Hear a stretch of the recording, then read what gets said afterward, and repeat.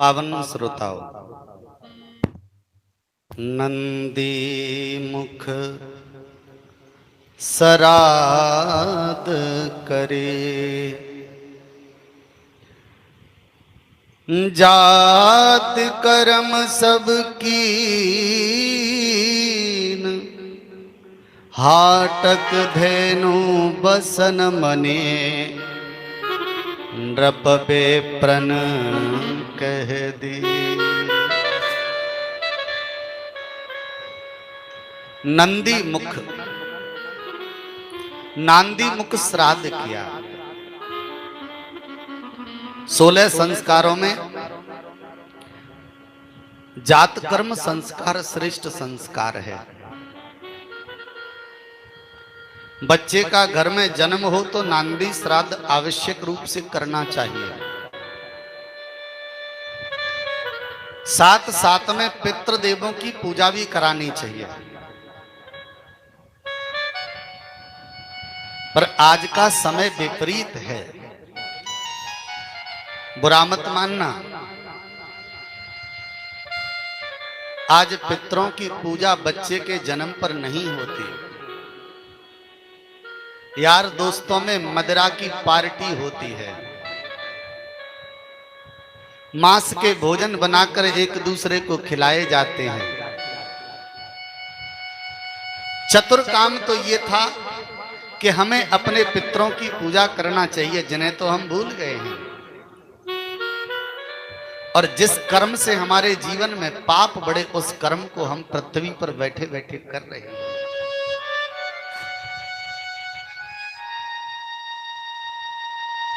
बच्चे के जन्मदिन पर कभी भी केक मंगाकर काटना नहीं चाहिए, क्योंकि हिंदू संस्कृति में काटना शब्द बोलना भी अपराध है। संत भाषा में सब्जी काटना नहीं कहते, सब्जी अमनिया करना कहते हैं। काटना शब्द निषेध है, पर फिर भी हम चलो ठीक है बोल रहे हो, परंतु ये केक वेक काटना अपनी संस्कृति में नहीं है, अपने हिंदू धर्म पद्धति में ये नहीं है। ये केक वगैरह जो करना है ये क्रिश्चियन धर्म के अंतर्गत है।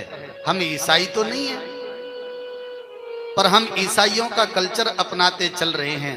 हमें अपने हिंदू धर्म के अनुसार चलना चाहिए। हिंदू धर्म के अनुसार नंद बाबा कृष्ण का जन्मदिन मनाते हैं, दशरथ जी राम का जन्मदिन मनाते हैं।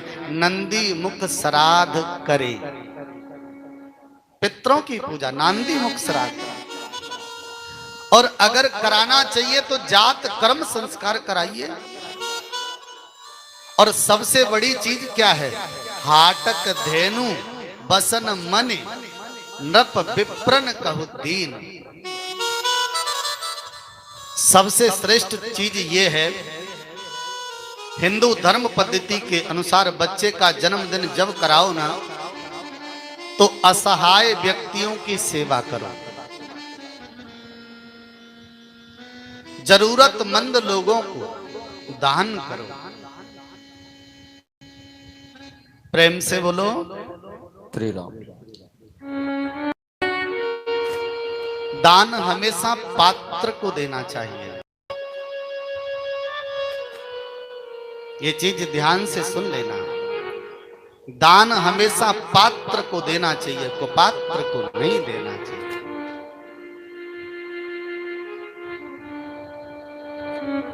जैसे कोई व्यक्ति 1000 की धोती पहनता है और हम उसे 100 रुपए की धोती दे रहे हैं, तो आपकी धोती वो ले तो जरूर लेगा, पर सत्य बताना क्या वह धोती को पहनेगा? आपके 100 रुपए भी चले गए और धोती उसके घर कोने में पड़ी रहेगी। क्या करना चाहिए? हमें 1000 का दान देना चाहिए क्या? नहीं। आपको अगर 100 रुपए की दान करने की क्षमता है तो ऐसे व्यक्ति को ढूंढ लीजिए जिसके शरीर पर फटी धोती हो, उसे धोती पहनाकर देखिए ना, आपका दान हो जाएगा। अब भोजन यहां तक भरा हुआ है, आप जबरदस्ती रबड़ी परोस रहे हैं। मेरे भाई, ये दान, ये भोजन नहीं है।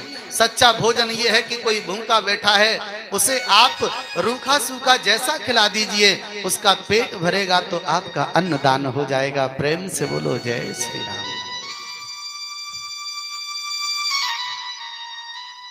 आप भोजन करा के हमें 100 रुपए प्रदान कर रहे हैं और हम जाके दारू के ठेके पे शराब पी रहे हैं उन्हीं 100 रुपए से। मेरा निवेदन है, ये दान आपका कल्याण नहीं कर सकता। प्रेम से बोलो जय श्री राम। निज इच्छा निरमित तन। वो परमात्मा पृथ्वी पर संस्कार और धर्म की स्थापना करने के लिए आता है और करके चला जाता है। जैसे उसके जन्मदिन पर आनंद महोत्सव चल रहा है, नियम चल रहे हैं। विचित्र बात, सत्य बात यह है कि हमें उसी नियम को पालन करके अपने घर में बालकों को ये शिक्षा देनी चाहिए, बालकों का जन्मदिन मनाना चाहिए। पावन श्रोताओं, दान करना चाहिए। शरबस दान दीन सब काहू, सरबस दान दीन सब काहू, सरबस दान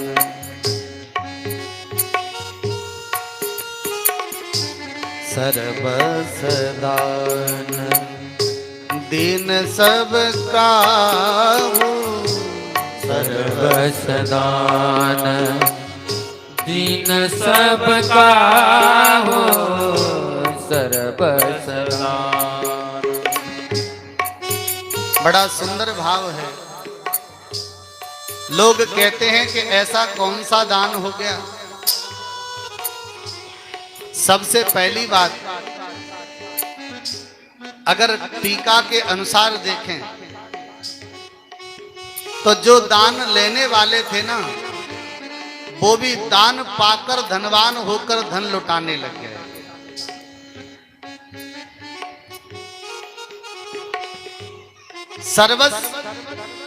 सर्वस का मतलब एक शब्द ये भी होता है कि बिना कंजूसी के दिल खोलकर दान करना भी सर्वस दान है।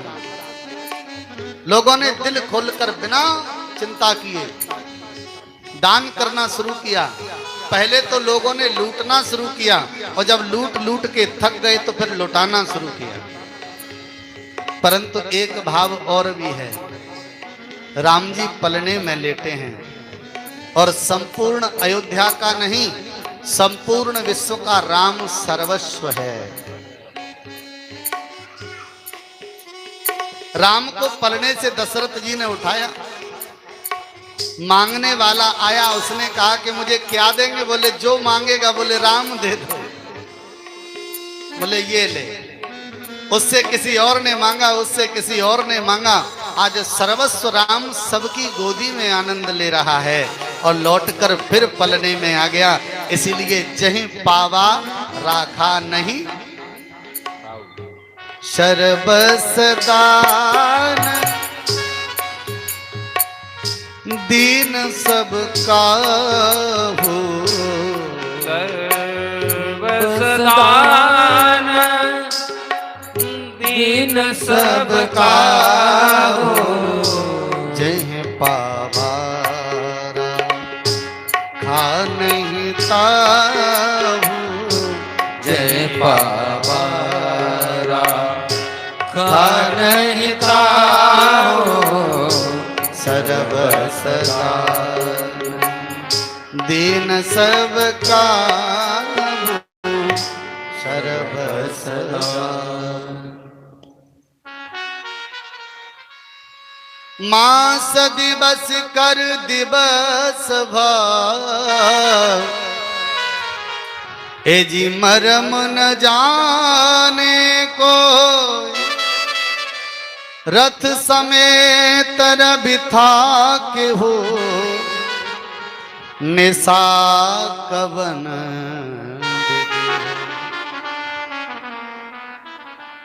खूब दान चले, जब राम जी पैदा हुए तो दिन में पैदा हुए। और राम जी कौन से वंश में पैदा हुए हैं? चंद्र वंश में है कि सूर्य वंश में है? राम जी सूर्य वंश में पैदा हुए।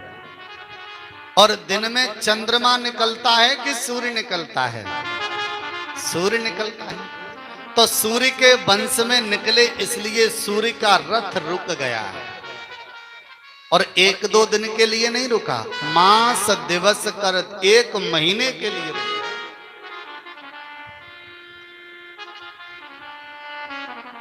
राम जी के जन्म पर सभी को आनंद हुआ, परंतु एक व्यक्ति को दुख हुआ। और व्यक्ति को कहें या एक देवता को बड़ा कष्ट हुआ। और उस देवता का नाम है चंद्रमा। क्योंकि सूरज जाए तब चंद्रमा आए। अब सूरज जा ही नहीं रहे तो चंद्रमा को दर्शन कैसे मिले?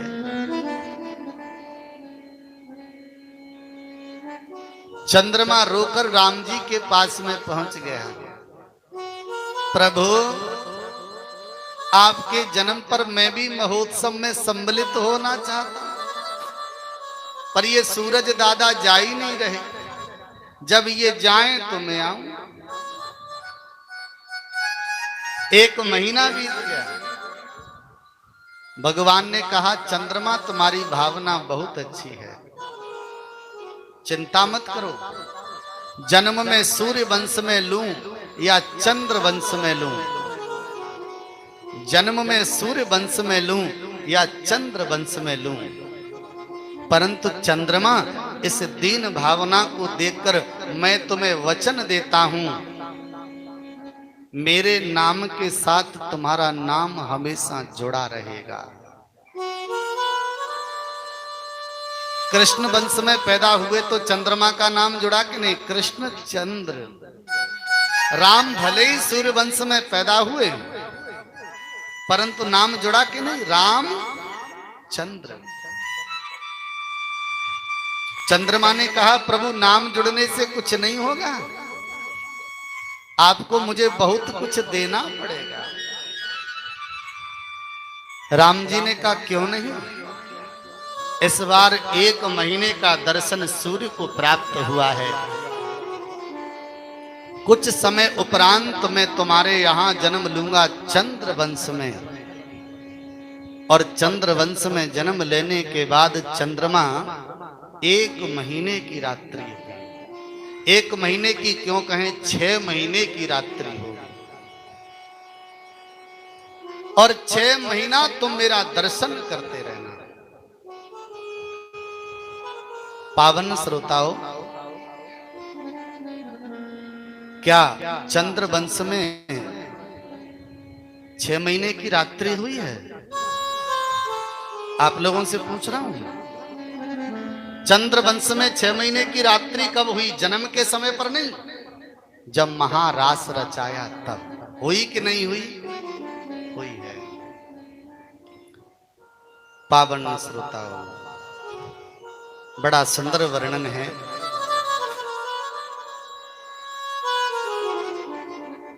कछुक दिवस बीते यही भांति, कछुक दिवस बीते यही भांति, कछुक दिवस बीते यही भांति, कछुक दिवस बीते यही भांति, जात न जानिय दिन और राती, जात न जानिय दिन और राती, कछुक दिवस बीते यही भांति, कछुक दिवस बीते यही भांति। समय व्यतीत होता चला गया।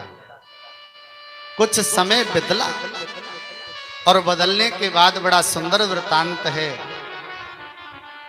रात दिन का समझ ही नहीं आया, बालक थोड़े से बड़े हुए तो दशरथ जी महाराज ने गुरु जी को बुलाया, कहा गुरुदेव, गुरु जी अपने बालक थोड़े से बड़े हो रहे हैं और हम चाहते हैं कि थोड़ा सा उनका नामकरण संस्कार हो जाए। गुरुदेव ने कहा क्यों नहीं, उनका नाम संस्कार होना भी चाहिए। नामकरण संस्कार का समय आया, गुरुजी महल में पधारे, बड़ा सुंदर आसन डाला। वशिष्ठ जी ने राम जी को देखा, लक्ष्मण को, भरत शत्रुघ्न को देखा और देखने के बाद सबसे पहले राम का नामकरण संस्कार किया है। वर्णन बड़ा सुंदर है। जो आनंद, जो आनंद सिंधु सुख राशि, सी करते त्रैलोक सुपासी। जो आनंद सिंधु सुख राशि, कहा दशरथ तुम्हारा सबसे बड़ा बेटा जो है वो कोई साधारण बेटा नहीं है। कैसा है प्रभु? बोले आनंद की सुख राशि है, खजाना है। और सबसे बड़ी बात यह है कि अगर इसकी एक झलक भी मिल जाए किसी को, एक कण की झलक मिल जाए, बस इसकी कृपा थोड़ी सी बरस जाए तो जिसके ऊपर कृपा बरसे ना वो भी सुख राशि बन जाएगा। इसे तो आप अपनी पारस मणि समझो। महाराज, लोहा सब धातुओं में कठोर होता है, पर पारस मणि से स्पर्श हो जाए तो वह सोना बन जाता है। तुम्हारा राम ऐसा ही है।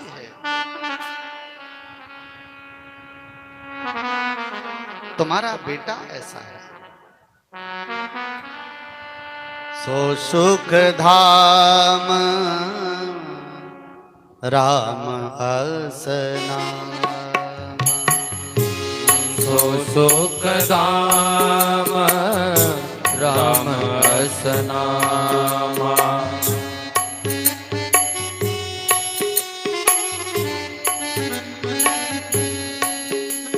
सो सुख धाम राम असनामा, सो सुख धाम राम असनामा।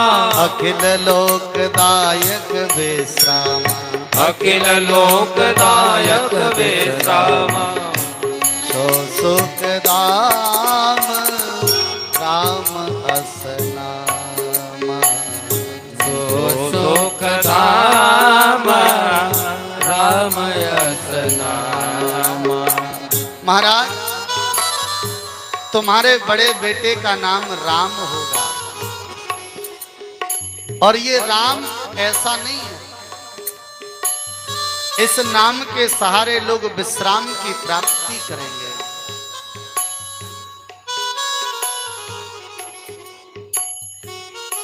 विचार करना, विश्व भरण पोषण कर जोई, विश्व भरण पोषण कर जोई। ताकर नाम भरत अस होई, ताकर नाम भरत अस होई। दूसरा बेटा, एक चीज और सुनिएगा, संसार को पालन करने का काम किसका है? ब्रह्मा बाबा का है कि विष्णु का है कि शंकर जी का है? किसका है? विष्णु जी का। और यहां कौन?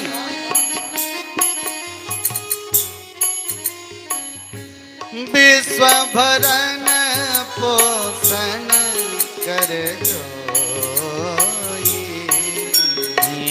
विश्व भरण पोषण कर जोई,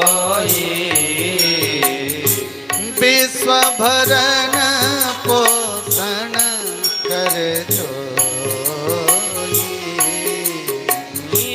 विश्व भरण पोषण कर जोई,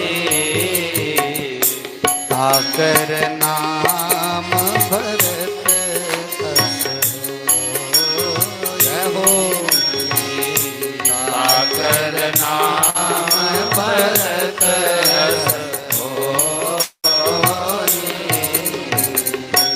किसी ने भगवान से पूछा कि पालन करने का काम तो तुम्हारा था, तो भरत नाम तो तुम्हारा होना चाहिए था, क्योंकि विश्व का भरण पोषण करने वाले तो आप थे, तो भरत जी का नाम क्यों आया? तो राम जी ने कहा कि अंसन सहित ले हूं अवतारा। भरत कोई और नहीं है, भरत मेरा ही अंश है। यानी कि मैं जिस शक्ति के माध्यम से संसार का पालन पोषण करता हूं, मैंने अपनी उसी शक्ति को अलग अवतार में भेजा और वो शक्ति है भरत। इसलिए भरत राम ही की अनुहारी,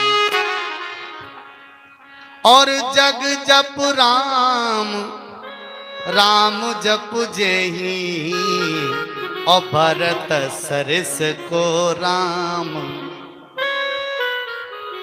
इसलिए विश्व भरण पोषण कर जोई,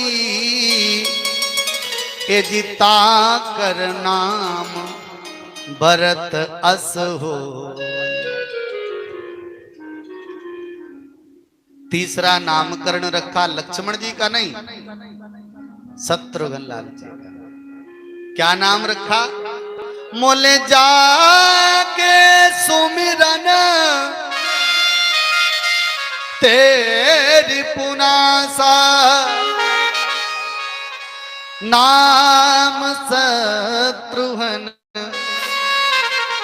वेद प्रकाशा। सही बताना, शत्रुओं का दमन लक्ष्मण जी ने किया कि शत्रुघ्न लाल जी ने किया? शत्रुघ्न लाल जी ने केवल लवणासुर को मारा। जब मधुपुरी यानी मथुरा बसाई तब, तो फिर शत्रुघ्न जी का नाम के सामने जाके सुमिरन ते रिपु नासा, नाम शत्रुघ्न वेद प्रकाशा, ये लक्ष्मण जी के लिए होना चाहिए था। गुरुजी तुम राम शत्रुघ्न लाल जी के लिए। तो विचार करना, लक्ष्मण जी ने अपने क्रोध पर अंकुश नहीं लगा पाया, पर शत्रुघ्न लाल जी को जीवन में कभी क्रोध नहीं आया। लक्ष्मण जी अपनी पत्नी से 14 वर्ष अलग रहे। हो सकता है कि पत्नी से अलग रहकर काम पर विजय प्राप्त कर ली हो, पर शत्रुघ्न लाल जी 14 वर्ष पत्नी के साथ रहे और वो भी काम पर विजय प्राप्त करके रहे। तो क्रोध केवल शत्रुघ्न लाल जी को एक बार कुबड़ी पर आया, बाकी नहीं आया। तो विचार करना, शत्रुघ्न लाल जी ने क्रोध पर विजय प्राप्त की, शत्रुघ्न लाल जी ने काम पर विजय प्राप्त की, और सबसे विचित्र बात, शत्रुघ्न लाल जी पूरे जीवन में किसी चीज पर मोहित नहीं हुए, तो मोह पर विजय प्राप्त की। राज सिंहासन का बंटवारा चलता रहा, कभी राम की तरफ गद्दी चली जाती, कभी भरत की तरफ चली जाती, पर शत्रुघ्न लाल जी के पूरे जीवन को देखा जाए तो लोभ नाम की चीज नहीं आई। तो शत्रुघ्न लाल जी ने जीवन के 4 शत्रुओं पर विजय प्राप्त की है, काम, क्रोध, लोभ और मोह। और जो 4 शत्रुओं पर विजय प्राप्त करता है, हमारे गोस्वामी तुलसीदास जी महाराज कहते हैं कि जाके सुमिरन तेरे पुनासा और नाम शत्रुघ्न वेद प्रकाशा। बोले महाराज तुम्हारे तीसरे बेटे का नाम शत्रुघ्न होगा, शत्रुओं का हनन करने वाला। अच्छा, दुनिया के शत्रुओं को मारने के लिए कोई भी तैयार हो सकता है, पर सबसे बड़ी बात यह है सूरवीर वह है, सूरवीर हम उसे कहते हैं जो अपने हृदय के शत्रुओं का दमन कर ले। प्रेम से बोलो जय श्री राम। अब चौथे बेटे का नाम आया, बोले लक्षण दाम राम प्रिय सकल जगत आधार गुरु वशिष्ठ तहि राखा ए जिरमन नाम उदार। तो लक्षणों काम है, राम के प्रिय हैं और संसार के आधार से। विचित्र बात और सुनिएगा, वशिष्ठ जी ने क्या ना बोले लक्ष्मण नाम, और पीछे से क्या लिखा है उदार। सही बताना, लक्ष्मण जी अपने जीवन में उदार रहे कभी हैं?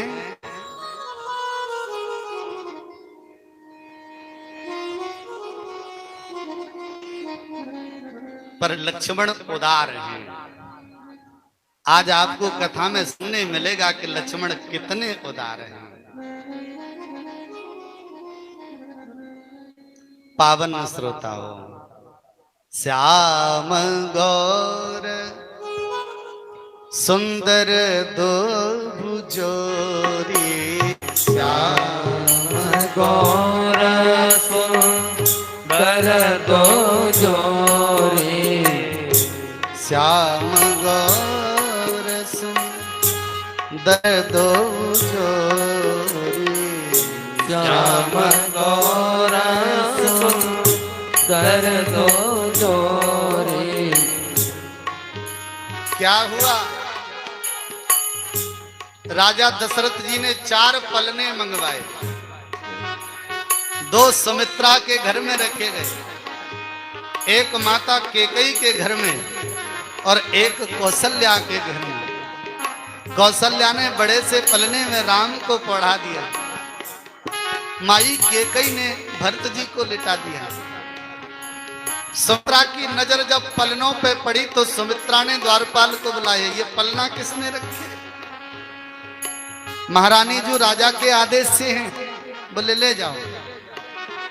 महारानी जी आप अपने पुत्रों को पलने में नहीं पढ़ाएंगे? बोले जरूर पढ़ाएंगे, पर हम अपने घर नहीं, ये बेटे मेरे नहीं हैं। लक्ष्मण जी को उठाया गोद में और सीधी मैया कौशल्या के आंगन में पहुंच गई सुमित्रा, और नाचती हुई जिधर राम जी के चरण थे पलने में चरणों में लिटा दिया लक्ष्मण जी को। मेरे भाई ये प्रेम है। शत्रुघ्न लाल जी को उठाकर केकई के आंगन में भरत लाल जी के चरणों में लिटा दिया। केकई ने हाथ जोड़कर पूछा सुमित्रा बावरी हो गई है, क्या कर रही है? बोले मेरे शत्रुघ्न का स्थान भरत के चरणों में है और मेरे लक्ष्मण का स्थान मेरे राम के चरणों में। इन्हें पलने की जरूरत नहीं, इन्हें तो अपने मालिक की जरूरत है। पावन श्रोताओं, विचित्र बात तो तब हुई कि लक्ष्मण जी कैसे हैं?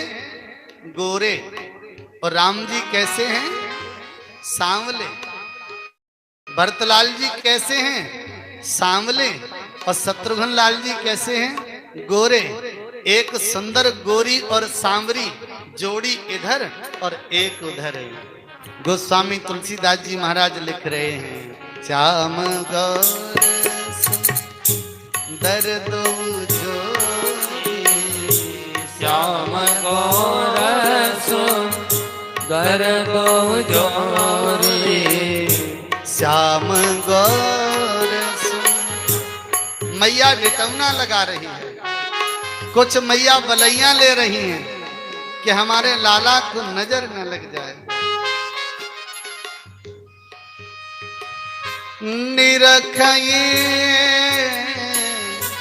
निरखई छवि जन नेत्रन तारी, निरखई छवि जन नेत्रन तारी श्याम गौर सुंदर दो जोरी श्याम गौर सुंदर दो जोरी श्याम गौर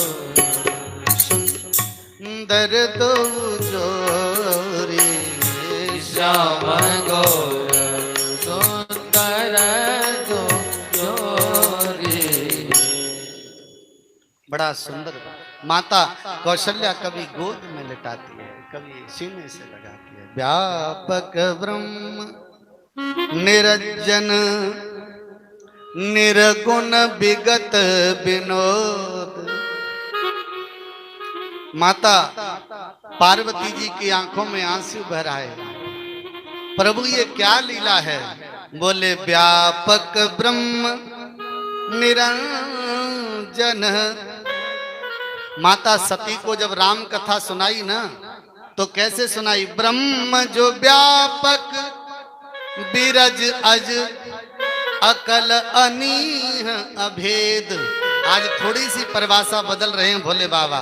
बोले व्यापक ब्रह्म निरंजन और निर्गुण विगत विनोद और सो अज प्रेम भगति बस माई कौशल्या की गोद।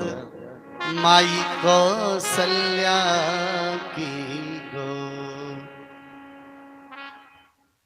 भगति प्रेम बस। कल भी मैंने कहा था ना आपसे, बांध लेते भक्त मुझको प्रेम की जंजीर में, इसलिए इस भूमि पर होता मेरा अवतार है। हर व्यापक सर्वत्र समाना और प्रेम से प्रकट। आज ये भाव से और भक्ति के बस निर्गुण होने के बाद भी आज माता कौशल्या की गोद में। परमात्मा थोड़े से बड़े होते हैं और बड़े होने के बाद में बड़ी सुंदर लीला करते हैं।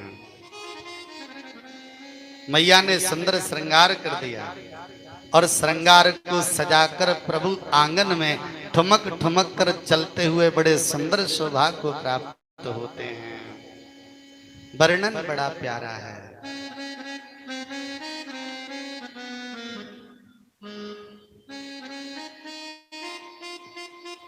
कितना सुंदर वर्णन है। ठुमके चलत रामचंद्र, बाजत पैजनिया, ठुमके चलत रामचंद्र, बाजत पैजनिया, ठुमके चलत रामचंद्र, बाजत पैजनिया, ठुमक चलत रामचंद्र, ठुमके चलत रामचंद्र, ठुमके चलत रामचंद्र, बाजते पैजनिया, ठुमके चलत रामचंद्र।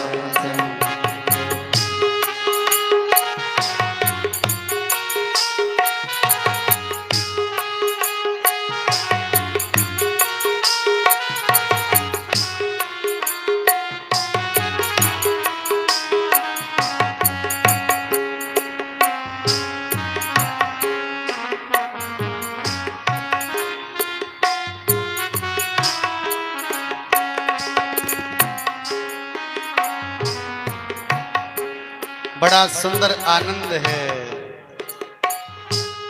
केले केलात ओटत धाय, केले केलात ओटत धाय। मैया दौड़ती है पीछे, राम रुक जाओ। राम मुस्कुराकर दौड़ लगा देते हैं, दौड़ते हैं, कभी गिर जाते हैं, कभी उठ जाते हैं। केले केलात ओटत धाय, केले केलात ओटत धाय। गिरत भूमि लट पटाय, गिरत भूमि लटपटाय। गिरत भूमि लट पटाय, गिरत भूमि लटपटाय।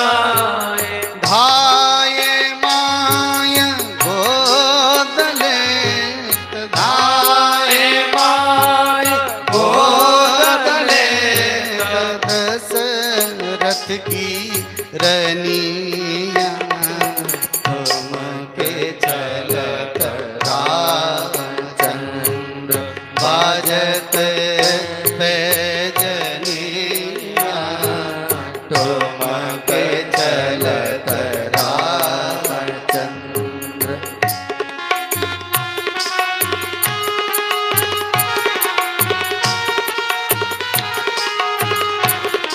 श्री हरि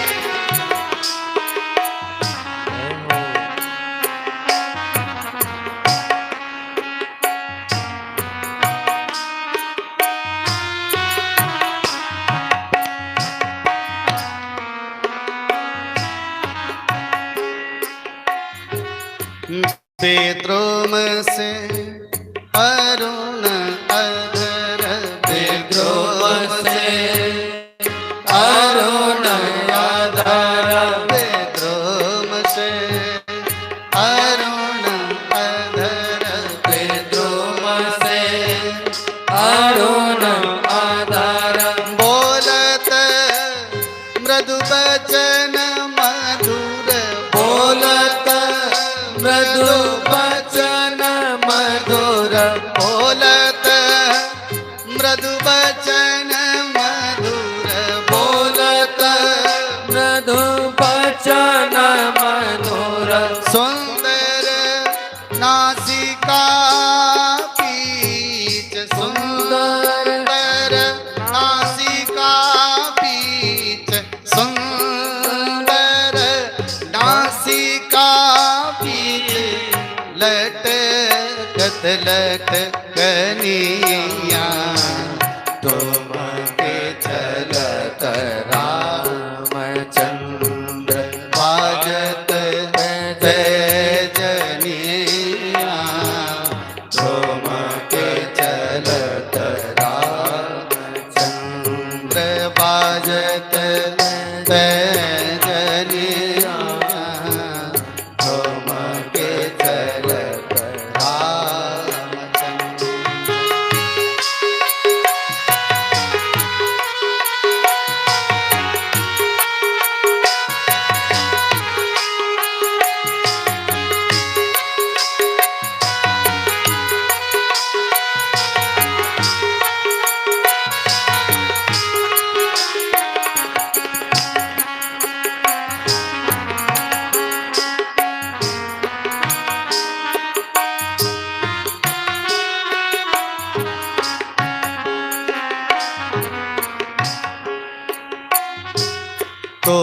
तुलसीदास अति आनंद, तुलसीदास अति आनंद।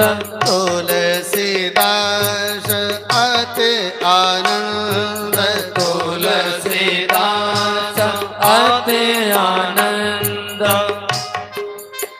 तुलसीदास जी महाराज बड़े आनंद में हैं। तुलसीदास अति आनंद, तुलसीदास अति आनंद। निरखी के मुखार विंद, निरखी के मुखार बिंद। निरखी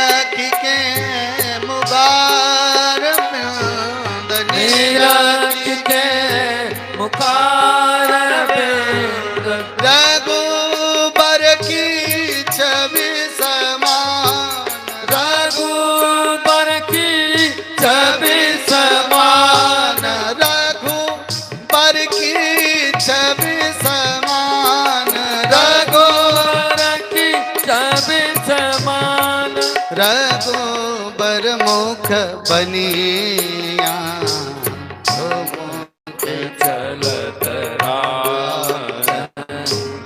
बाजत जनिया तुमक चलत रामचंद्र बाजत जनिया तुमक चलत रामचंद्र बाजत पैजनिया तुमक चलत रामचंद्र बाजत पैजनिया तुमक चलत रामचंद्र तुमके चलत। प्रेम से बोलो। पावन श्रोताओं, भगवान की सुंदर चर्चा। प्रेम से बोलो जय श्री राम।